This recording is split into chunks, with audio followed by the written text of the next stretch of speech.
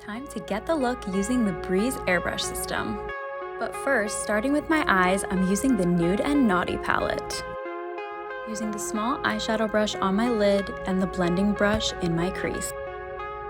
To add ultimate length and volume to my lashes, I'm using Lash Allure.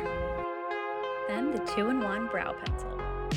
To cover all imperfections, I'm using Rose 4-in-1 Airbrush foundation. Remember to keep your system 4 fingers away from your face and lightly pull back on that trigger. Always keep your system moving in small circular motions. And it's that simple.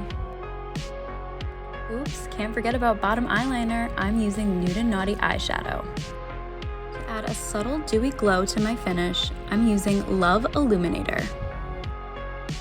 To add some shape and color to my face, I'm using Allure blush in Charming. Last but not least, for my lips, I'm using Captive Lip Liner in Dusty Rose and Forever Rain Lip Stain in Tame. And that's how simple it is to get the look.